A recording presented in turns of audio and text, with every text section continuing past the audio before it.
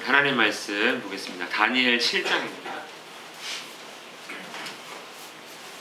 다니엘 7장 1절에서 28절 말씀입니다.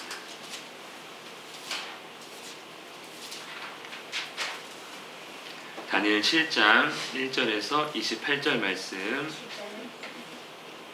구약성경 1245쪽에 있습니다. 우리 1절에서 14절을 교독하도록 하겠습니다. 우리 1절에서 28절 말씀 중 1절부터 14절 말씀 교독하겠습니다. 구약성경 1245쪽입니다. 한 절씩 교독하겠습니다. 바벨론 벨사살 왕 원년에 다니엘이 그의 침상에서 꿈을 꾸며 머릿속으로 환상을 받고 그 꿈을 기록하며 그 일의 대략을 진술하니라. 다니엘이 진술하여 이르되 내가 밤에 환상을 보았는데 하늘에 네 바람이 큰 바람으로 몰려오더니 큰 짐승 넷이 바다에서 나왔는데 그 모양이 각각 다르더라. 첫째는 사자와 같은데 독수리의 날개가 있더니 내가 보는 중에 그 날개가 뽑혔고 또 땅에서 들려서 사람처럼 뿔을 달고 세우게 하는 것 같았으며 또 사람의 마음을 받았더라. 또 보니 다른 짐승 곧 둘째는 곰과 같은데 그것이 몸 한쪽을 들었고 그 입의 이사이에는 새 갈빗대가 물렸는데 그것에게 말하는 자들이 있어 이르기를 일어나서 많은 고기를 먹으라 하였더라. 그 후에 내가 또 본즉 다른 짐승 곧 표범과 같은 것이 있는데 그 등에는 새의 날개 넷이 있고 그 짐승에게 또 머리 넷이 있으며 권세를 받았더라. 내가 밤 환상 가운데서 그 다음에 본 넷째 짐승은 무섭고 놀라우며 또 매우 강하며 또 새로 된 큰 이가 있어서 먹고 부서뜨리고 그 나머지를 발로 밟았으며 이 짐승은 전에 모든 짐승과 다르고 또 10뿔이 있더라. 내가 그 뿔을 유심히 보는 중에 다른 작은 뿔이 그 사이에서 나더니 첫 번째 뿔 중에 셋이 그 앞에서 뿌리까지 꼽혔으며 이 작은 뿔에는 사람의 눈같이 눈들이 있고 또 입이 있어 큰 말을 하였더라. 내가 보니 왕자가 놓이고 옛적부터 항상 계신 이가 좌정하셨는데 그의 옷은 희기가 눈 같고 그의 머리털은 깨끗한 양의 털 같고 그의 보좌는 불꽃이요 그의 바퀴는 타오르는 불이며 불이 강처럼 흘러 그의 앞에서 나오며 그를 섬기는 자는 천천히요 그 앞에서 목서선 자는 만만하며 시편을 베푸는데 치들이 펴보였다. 그때 내가 작은 뿔이 말하는 큰 목소리로 말미암아 주목하여 보는 사이에 짐승이 죽임을 당하고 그의 시체가 상한 바 되어 타오르는 불에 던져졌으며 그 나간 짐승들은 그의 권세를 빼앗았으나 그 생명은 보존되어 정한 시기가 이르기를 기다리게 되었더라. 내가 또 밤 환상 중에 보니 인자 같은 이가 하늘 구름을 타고 와서 옛적부터 항상 계신 이에게 나아가 그 앞에 인도되매 그에게 권세와 영광과 나라를 주고 모든 백성과 나라들과 다른 언어를 말하는 모든 자들이 그를 섬기게 하였으니 그의 권세는 훼손되지 아니하는 영원한 권세요 그의 나라는 멸망하지 아니할 것입니다. 아멘. 다니엘서는 1장에서 6장 그리고 7장에서 12장 이렇게 이제 나눌 수가 있습니다. 1장에서 6장을 우리 잠깐 살펴보면 이제 다니엘은 처음에 1장에서 거룩을 택했습니다. 뭐 거룩을 택한 것이 특별한 일인 것 같이 안 보이는 게 그냥 왕의 음식을 거절했거든요. 그리고 그들은 채식을 택했습니다. 왕이 주는 음식이 아닌 하나님의 은혜로 살겠다는 것을 그렇게 표현을 한 것이죠. 그리고 2장에서는 느부갓네살이 큰 신상의 꿈을 꿉니다. 머리는 금, 그다음에 팔과 가슴은 은, 배는 동, 다리는 노쇠, 뭐 이런 식의 이루어진 그런 신상을 보게 되고요. 이 꿈을 다니엘이 맞추고 해석함으로써 또 나라의 큰 어른이 되는 그런 영광도 누립니다. 3장에서는 이 느부갓네살 왕이 금신상을 만드는데 거기에 다니엘은 아니고 세 친구가 절하지 않습니다. 그래서 느부갓네살 왕이 진노 중에 그들을 풀무불에 던진 사건인데 풀무불 안에 하나님의 아들과 같은 이가 하나 나타나서 그들을 보호한 그런 사건을 나눴습니다. 그리고 또 4장에서는 느부갓네살이 큰 나무 꿈을 꿉니다. 커다란 나무가 있는데 결국 그 나무가 잘려나가는 그런 꿈을 꾸는데 느부갓네살 본인에 관련된 꿈입니다. 7년 동안 저렇게 광인이 되어서 풀을 뜯어먹다가 다시 회복되는 그러한 꿈을 꿨고 실제로 그 일이 이루어져서 하나님께 영광 돌리는 느부갓네살의 모습이었습니다. 그리고 5장에서는 이 벨사살이 하나님의 성전에서 가져온 그릇으로 잔치를 벌이다가 벽에 나타난 손가락에 쓴 글씨를 보고 두려움 가운데 다니엘이 해석을 해주고 결국 그날 밤에 나라가 멸망당하는 그러한 일을 보게 됩니다. 그리고 6장에서는 나라가 이제 메드로 바뀌어서 다니엘이 있었는데 다니엘이 셋째 총리로 세 명의 총리 가운데 한 사람으로서 다리오 왕에게 총애를 얻자 다른 사람들이 이제 다니엘 고발하기 위해 이제 기도를 금지하는 그러한 조서를 만들었다가 다니엘이 사자굴에 던져지는 그러한 일들을 보았고 결국 하나님께서 구원하신 역사입니다. 1장부터 6장에 보면요, 결국 거룩을 택했을 때 하나님께서 다니엘을 뛰어나게 하셨고 느부갓네살의 큰 신상 꿈을 통해 하나님께서 앞으로 바벨론 이후에 어떤 나라들, 어떤 시대가 열릴지를 미리 보여주셨고요.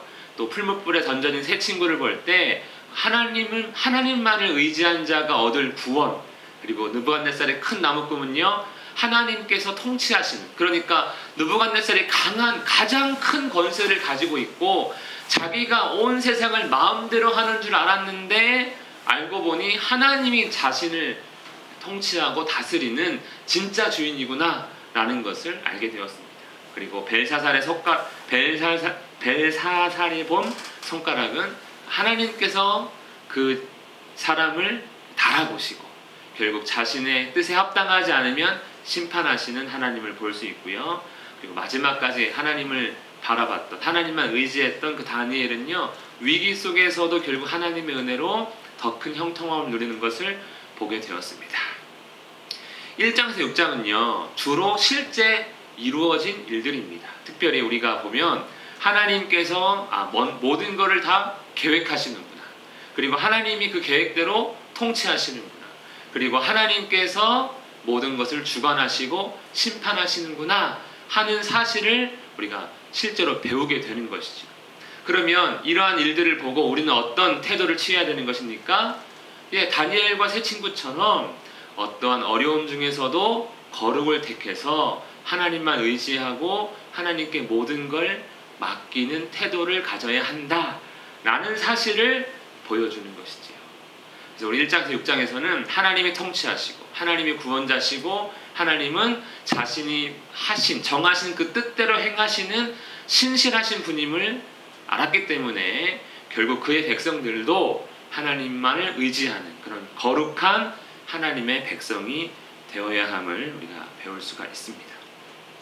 우리가 험한 세상 살아가면서 힘들고 어려울 때 세상을 쫓거나 하나님이 원하시지 않는 행동들을 할 때가 있지만 우리가 하나님의 실제 이러한 모습들을 우리가 알아간다면 세상에서는 조금 손해보는 것 같아도 결국에는 하나님 뜻 안에서 우리가 나음을 입고 회복을 입고 또한 은혜를 누릴 줄을 믿습니다. 우리가 이제 2022년은 끝나가지만 또 새로운 한 해를 우리가 시작할 때에는 내가 거룩한 하나님 백성이 되어야 하는구나. 어떠한 상황 속에서도 주님을 바라봐야 하는구나 라는 사실을 우리가 결단했으면 좋겠습니다. 또 다니엘 7장에서 12장은 이제 오늘 시작인데요.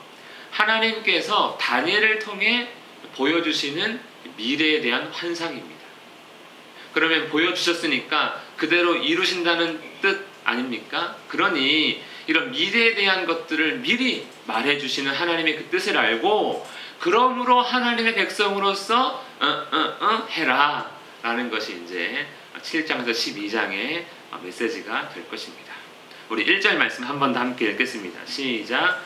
바벨론 벨사살 왕 원년에 다니엘이 그의 침상에서 꿈을 꾸며 머릿속으로 환상을 받고 그 꿈을 기록하며 그의 일을 대략에 진술하니라. 다니엘서 7장은 어떤 내용이라는 겁니까? 내가 꾼 꿈에 관한 기록이다. 그런데 그 시기가 바벨론 때 아직 그러니까 우리가 5장, 6장까지는 다리오였고 나이가 바뀌었는데 7장에서는 다시 좀 과거로 돌아가서 내가 바벨론 벨살살 왕 원년에 이러한 꿈을 받았습니다 라고 하는 기록. 그러니까 아직 나라가 멸망하지 않고 앞으로 어떻게 될 것인지에 대해서는 아직 이루어지지 않은 상태에서 다니엘이 꿈을 꿨습니다. 다니엘이 어떤 꿈을 꿉니까? 환상을 봤는데 어떤 환상인가? 바다에서 나오는 큰 짐승 넷을 보는 꿈을 꾸었습니다. 첫째는 사자와 같은데 독수리 날개가 있는 그런 환상입니다. 나중에 보면요, 이 사자와 같은 사자인데 독수리 날개에 있는 이 짐승, 그런데 날개가 뽑히고 이 땅에서 살아가는 짐승이 됩니다. 하지만 우리가 알다시피 독수리는 하늘의 제왕, 사자는 땅의 제왕 아닙니까? 그래서 우리가 오늘은 주로 그런 내용은 안 다루겠지만 이것은 가장 강한 권세를 가지고 있었던 바벨론. 그런데 실제로 다니엘이 내가 겪었으니 하니까 다니엘 시대 때 누렸던 이 바벨론의 권세를 상징한다고 볼 수 있습니다. 두 번째 본 짐승은 어떤 짐승입니까? 곰입니다. 곰이 있는데 이 사이에는 새 갈빗대를 물고 있는 곰입니다. 이 곰이 이 바벨론 다음에 오는 메데, 바사, 페르시아 제국을 상징하는데 아마 페르시아 제국이 이집트를 멸망시키고 바벨론을 멸망시키고 아마 유럽의 일부까지 차지해서 이 큰 새 덩어리를 차지했기 때문에 아마 새 갈빗대를 물고 있는 것이 아닌가. 그리고 영토가 가장 어마어마한 나라 중에 또 하나가 이 페르시아거든요. 또 많은 물고기를 더 먹어라 했으니까 아마 큰 영토를 미리 보여주는 것 같습니다. 또 세 번째 본 짐승은 표범입니다. 그런데 이 표범의 특징이 뭐냐면 머리 넷, 날개 넷이 달려있다는 것이죠. 몸 하나에 머리가 4개가 되고 날개가 4개가 나 있습니다. 헬라 제국이 딱 그랬죠. 알렉산더 대제가 한 덩어리 모든 전 세계를 통일했는데 그가 일찍 죽자 나라가 4개로 갈라져서 로마 시대가 되기까지 4개로 갈라져 있는데 그러한 모습을 보여주는 것 같습니다. 그리고 마지막 네 번째는 이제 우리가 아는 그러한 짐승의 형상이 아닙니다. 그냥 엄청 무섭게 생긴 짐승이었는데 이는 강철로 되어 있고 모든 것을 씹으며 밟으며 아주 포악한, 그리고 심지어 이 짐승의 머리에는 10개의 뿔이 있더라 라면서 10뿔 달린 무서운 짐승을 네 번째로 봅니다. 이것을 인터넷에 검색하면요 정말 다양한 형상으로 공룡에 뿔 10개 나 있는 거 아니면은 상상의 동물들 용 비슷하게 그린 사람도 있는데 어쨌든 저는 저기서 갖고 왔습니다. 10뿔. 근데 11개죠. 나중에 보면 유심히 그 뿔들을 보고 있는데 10개 사이에서 한 뿔이 더 자랍니다. 그리고 그 자란 뿔이 3개의 뿔을 뽑고 자기가 이제 주권을 행사하는 것이죠.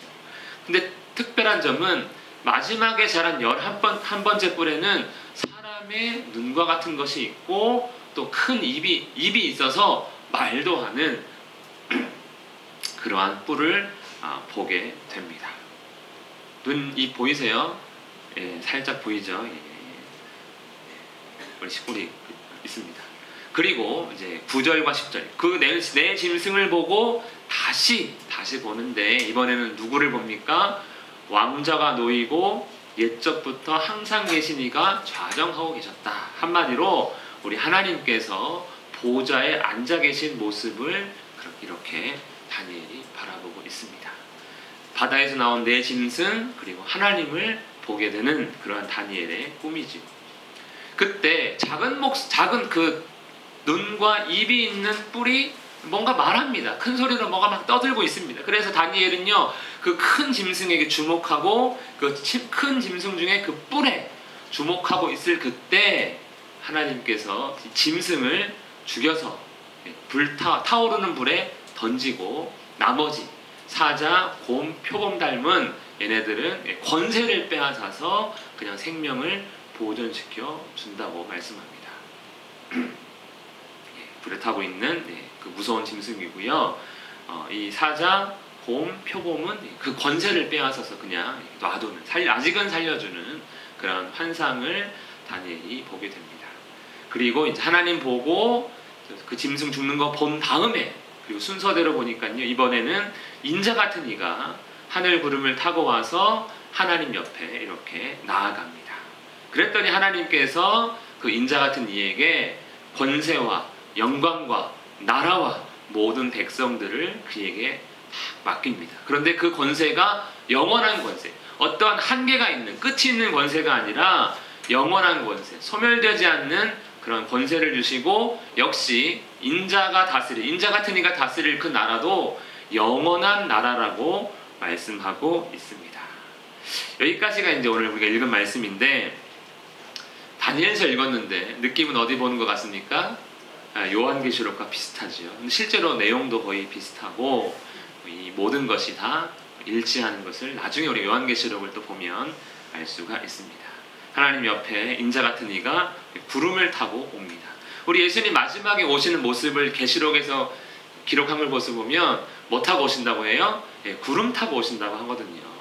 예수님께서 그렇게 오시는 것이 다니엘서에 미리, 그러니까 다니엘의 그 바벨론 때에 종말까지 다 예언이 되어 있음을 우리가 알 수가 있습니다. 우리 15절 말씀 읽겠습니다. 시작. 나 다니엘이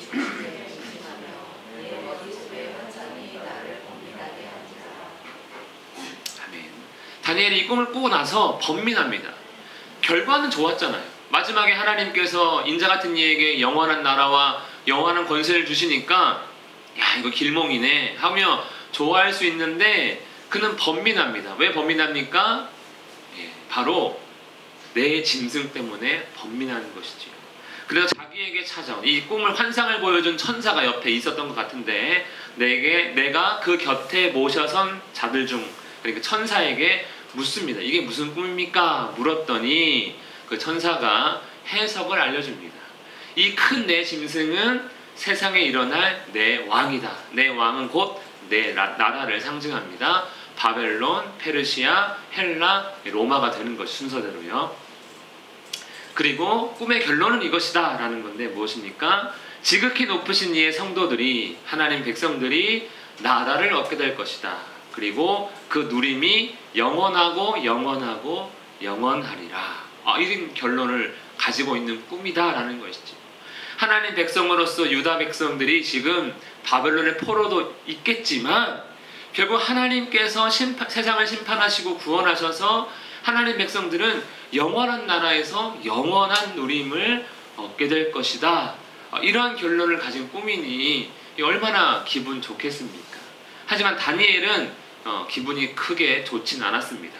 왜냐하면 넷째 짐승 때문에 그렇습니다. 우리 19절 20절 말씀 읽겠습니다. 시작. 이에 내가 넷째 짐승에 관하여 확실히 알고자 하였으니 그것은 모든 짐승과 달라서 심히 무섭더라. 그 위는 새요 그 발톱은 음식이 먹고 부서뜨리고 나머지는 발로 밟았으며, 또 그것의 머리에는 10뿔이 있고 그 외에 또 다른 뿔이 나오서 새 뿔이 그 앞에서 빠졌으며, 그 뿔에는 눈도 있고 큰 말을 하는 입도 있고 그 모양이 그의 동류보다 커 보이더라. 다니엘이 왜 번민하는가? 이 넷째 짐승의 무서움 때문에 그가 번민을 하는 것이지요. 강한 이, 또 발톱은 놋, 그리고 머리는 10뿔인데 특별한 한 뿔이 있다는 것입니다. 그 눈과 입이 있는 그 다른 뿔이 문제가 되는 것이죠. 왜냐하면 이 다른 뿔은요, 성도들, 하나님 백성들과 싸워서 하나님 백성들을 무참하게 짓밟는 그러한 뿔이었기 때문에 다니엘은 결과가 좋아도 그 과정 가운데 고난당하고 있는 이 성도들로 인해 그는 번민을 한 것입니다. 여러분, 우리가 세상을 살아가면서 왜 하나님 나라를 잘 보지 못하고, 우리가 이렇게 교회에서나 어디서든지 구원을 말하며 하나님 나라에 영원한 그 생명이 있다고 하는데도 불구하고 왜 우리는 거기에 대한 그 사실을 피부로 느끼지 못하는 것입니까? 고난 때문에 그러는 거거든요. 우리가 하나님 믿는데 왜 어려움 당하냐 이거예요. 왜 하나님 믿는데 나는 괴로워야 합니까? 하나님이 살아계시면 나에게 좋은 거 베풀어 주셔야 하는 거 아닙니까? 뭐 이러한 생각을 종종 하지 않습니까? 그러한 고난들이 하나님을 부정하게 만들고 결국 세상에 우리가 무릎을 꿇고 아니면 세상과 타협을 하고 죄를 짓게 만드는 그런 것들이 다 고난, 괴로움 때문에 그런 것 아닙니까? 하나님 백성이라 하더라도 결국 이러한 이 뿔 때문에 성도들이 하나님에 대한 믿음이 흔들리고 어떤 사람들은 하나님을 떠나게 되는 그러한 일들을 다니엘은 잘 알고 있기 때문에 자신이 총리로서 뭐 형통한 삶을 살고 있어도 걱정이 되는 것이죠. 번민할 수밖에 없는 것입니다. 그러니 넷째 짐승이 아무리 하나님께서 심판 가운데 이 모든 것들을 구원하신다 해도 괴로운 것이죠. 하지만 천사는 위로합니다. 옛적부터 항상 계신 이가 와서 모든 원한을 풀어주고 이 괴로움과 고난을 풀어주고 때가 되면 성도들이 나라를 얻을 것이다. 이렇게 다니엘에게 타이르며 위로하며 말하고 있습니다. 23절에서 25절 중에 우리 앞부분을 읽겠습니다. 시작. 모신 자가 이처럼 이르되 넷째 짐승은 곧 땅의 넷째 나라인데 이는 다른 나라들과는 달라서 온 천하를 삼키고 밟아 부서뜨릴 것이며 그 열뿔은 그의 나라에서 일어날 열왕이요 그 후에 또 하나가 일어나리니. 열뿔이 문제가 아니라 한 뿔이 지금 문제가 되는 것인데 우리가 앞에서 나눴던 느부갓네살이 본 그 큰 신상 꿈, 머리는 금, 은, 동, 쇠로 되어 있는 그 나라 중에 넷째 나라랑 똑같은 표현을 합니다. 강하기가 쇠 같으리니 쇠는 모든 물건을 부서뜨리고 이기는 것이라. 새가 모든 것을 부수는 것 같이 그 나라가 문 나라를 부서뜨리고 찌을 것이며. 넷째 나라 이 로마가 전 세계를 전차 부대로 다 짓밟고 다니고 팍스 로마라 해가지고 수백 년 동안 그 나라를 지속하는 걸 볼 수 있는데 그때 어떤 일이 있습니까? 로마의 황제들이 성도들을 핍박하고 박해하고 무참히 잡아 죽이는 그러한 일들도 함께 일어났습니다.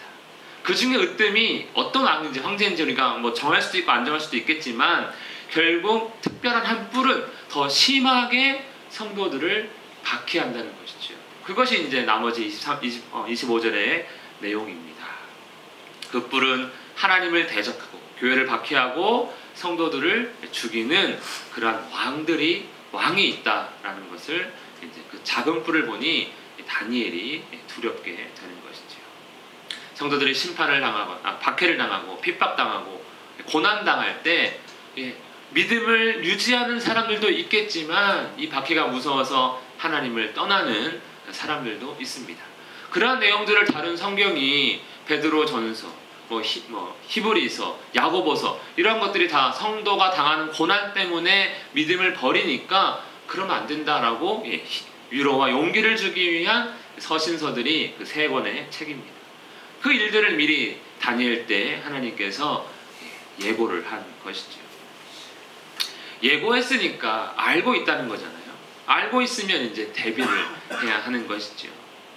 다니엘의 꿈에서 본 이 뿔, 눈과 입이 있는 이 다른 뿔은 우리가 현실에서 당하는 꼭 그때 그 시대에 한 왕이 일으킨 기독교에 대한 핍박이 아니라 오늘날 우리에게도 특별히 다를 게 없습니다.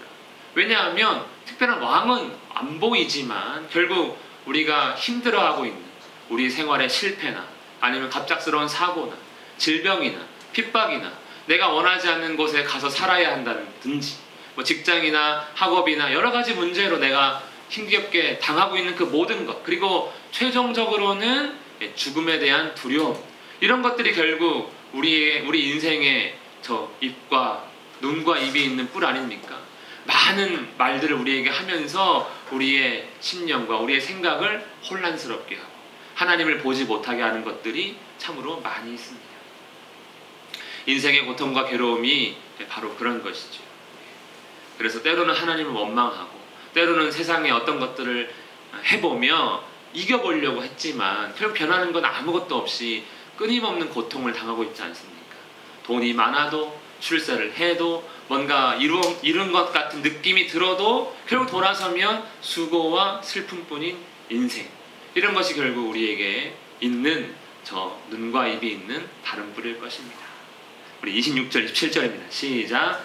그러나 심판이 시작되면 그는 권세를 빼앗기고 완전히 멸망할 것이요 나라와 권세와 온 천하 나라들의 위세가 지극히 높으신 이의 거룩한 백성에게 붙임 바 되리니 그의 나라는 영원한 나라이라. 모든 권세 있는 자들이 다 그를 섬기며 복종하리라. 아멘. 결론, 그렇게 그 뿌리, 결국 우리를 힘들게 할지라도 끝까지 견디는 자에게는 무엇이 주어진다고요? 하나님의 구원과 영원한 나라가 주어집니다. 믿으십니까? 그렇지만 참 어렵죠. 그 견딘다는 것 자체가. 보이지 않는 하나님을 바라보며 보이는 것을 참는다는 것은 참으로 힘든 일입니다. 우리 마지막 28절입니다. 시작. 그 말이 이에 그친지라. 나 다니엘은 중심에 번민하였으며 내 얼굴빛이 변하였으나 내가 이 일을 마음에 간직하였느니라. 내가 이 일을 마음에 간직하였느니라. 무엇을 간직했을까요? 성도는 고난당하게 됩니다. 하나님 믿는 일은 결코 쉬운 일이 아니구나. 그럼에도 불구하고 구원에 대한 소망이 하나님께만 있는 거구나. 하나님이 약해서가 아니라, 하나님이 능력이 없어서가 아니라 하나님께서 계획한 그 일 가운데 소망이 결론이라는 것을, 하나님의 나라가 결론이라는 것을 우리가 알고 소망해야 한다는 것입니다. 다니엘은 경험했습니다. 하나님이 통치하시는, 하나님이 구원하시는구나. 하나님은 말씀대로 계획대로 행하시는 신실하신 분이시구나. 그러므로 하나님 백성들은 그 어떠한 상황 속에서도 하나님을 떠나서는, 죄를 짓거나 그 말씀을 가볍게 여기거나 하나님께서 원하시지 않는 일들을 행해서는 안 되는구나, 거룩해야 하는구나 라는 것을 우리가 더 결단해야 하는 것이죠. 세상 나라에서의 괴로움은 있습니다. 어떻게 할 수가 없지. 누구나 다 당하는 것입니다. 세계 1등 부자도 당하는 것이고, 누구나 일단 인생에 태어나게 되면 울기부터 하지 않습니까? 괴로운 인생의 시작이라는 것이죠. 하지만 그 세상은 우리를 괴롭히나 그 세상 나라는 결국 심판을 받을 것이고, 그 안에서 하나님 백성들은 구원을 얻게 될 것입니다. 여러분, 일제강점기가 1910년에 시작되었습니다. 그 전부터 있었지만 문서상으로는 1910년에 강제로 을사늑약이 맺어지게 되었죠. 언제까지입니까? 1945년입니다. 여러분, 이 사실을 45년 되기 전에 알고 있는, 45년에 이 나라가 해방될 거야 라고 알고 있다면 여러분 무엇을 선택하시겠습니까? 모르고 있다면요, 친일파. 우리나라, 대한민국이 일본에 강제 병합되어서 끝까지 일본에게 속한 나라로 살겠구나 하는 사람들은 친일파가 되겠죠. 하지만 그냥 알고 있단 말이에요. 1945년 8월 15일 날 우리는 광복이 돼 라는 사실을 알고 있다면 당연히 독립군이 될 겁니다. 그러면 1910년에 알았다면요, 아직 35년 남았어요, 광복이. 근데 그 사실을 알고 있으면 어떻게 하시겠습니까? 친일파 됐다가 45년에 독립군 하시겠습니까? 하지만 기록이 남죠. 지금도 친일파는 기록이 남아가지고 우리가 손가락질하고 그들의 땅을 몰수해야 되니 말아야 되니 하는 것 아닙니까? 그렇기 때문에 지금은 세상 편들다가 주님 오실 때쯤 되면 내가 하나님 믿어야지. 그러면 친일파의 기록이 남아서 독립했을 때 결국에는 사람들의 손가락질을 받고 재판에 넘겨지는 것처럼 하나님 나라가 당장에 오는 것 같지 않고, 또 예수님 오시는 것 좀 남았다라는 걸 알고 있다 해서 세상에서 세상의 편을 들고 세상과 타협하고 한다면 정말 주님 오신 그날 잘 알고 있어도 결국 친일파가 되는 것처럼 세상의 사람이 될 수밖에 없는 것이죠. 하나님과 그의 나라는 반드시 승리할 것입니다. 믿으십니까? 그러므로 어찌됐든지 우리는 거룩함으로 하나님께 소망을 두는 그러한 삶을 살아야 합니다. 힘들지라도 어려울지라도 그것이 하나님께서 이렇게 우리에게 미리 꿈을 통해서 말씀을 통해서 미래를 알려주시는 이유입니다. 우리 함께 읽겠습니다. 시작. 두려워하지 말라. 내가 너와 함께함이라. 놀라지 말라. 나는 내 하나님이 됨이라. 내가 너를 굳세게 하리라. 참으로 너를 도와주리라. 참으로 나의 의로운 손으로 너를 붙들리라. 아멘. 그리하지 아니하실지라도 신실하신 하나님께서 승리를 약속하셨으니 하나님으로 인해 소망 가운데 거룩한 삶을 살아가는 우리 모두가 되기를 축복합니다. 구원도 기억하시고 고난도 기억하시면서 인내와 소망 가운데 승리하는 우리가 되기를 원합니다. 우리 시간 말씀을 기억하면서 함께 기도하겠습니다. 하나님 아버지, 우리 인생의 괴로움과 고난이 끝이 없음을 우리가 알고 있사오니 항상 거룩함으로 견디며 소망 가운데 주를 볼 수 있게 달라고 함께 기도드리겠습니다.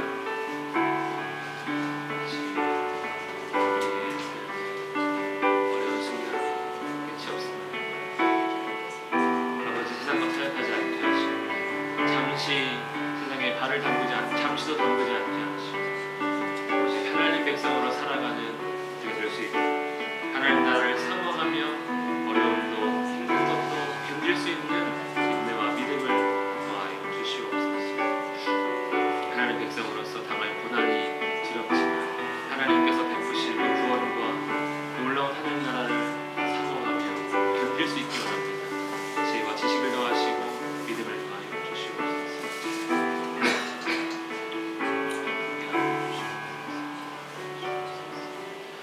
살아계신 하나님 아버지, 이 세상에서 당하는 고난과 그 괴로움이 두렵습니다. 그러나 하나님께서 이 세상을 심판하시고 구원하실 그날을 바라보며 인내와 믿음 가운데 소망으로 살아갈 수 있도록 역사하여 주시옵소서. 예수님 이름으로 기도합니다. 아멘.